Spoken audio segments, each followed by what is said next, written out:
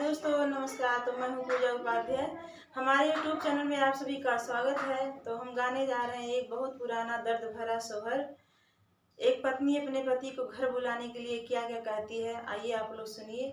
लेकिन मेरे चैनल को आप लोग शेयर करिए, सब्सक्राइब करिए, कमेंट में लिखिएगा ये सोहर आपको पसंद आई है नहीं।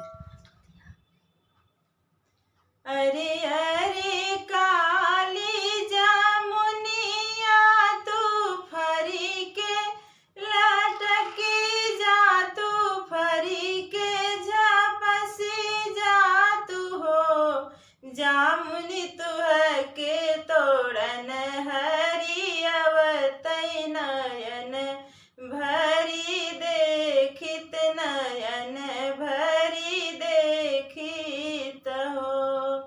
अरे अरे काली जामुनिया तू फरी के झपसी गईलू, फरी के लटकी गईलू हो।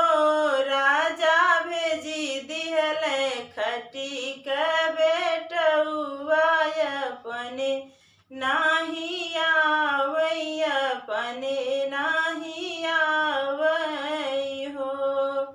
अरे अरे गैया बछरुआ तू खूटा से छोड़ाई जईता, खूटा से तो उड़ाई जईता हो। बछड़ा तुह के बांधन पियवाय उत नजर भरी देखित, नजर भरी देखित हो। अरे अरे गैया बछरुआ तू खूटा से छोड़ाई गईला, खूटा से तोड़ाई गईला हो। राजा भेजी दिहले गोरु चरवहवाय अपने नाही आवई, अपने नाही आवई हो। अरे अरे सासू ननदिया तू अपना में लड़ी जाई, तू आपस में झगड़ी जाई तू हो।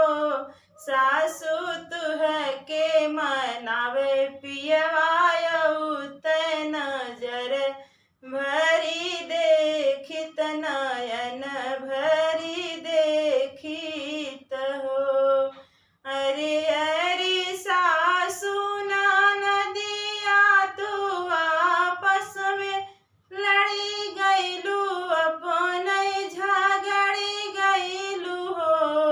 राजा भेजी दिहले अपना सेवकवाय पुनः ना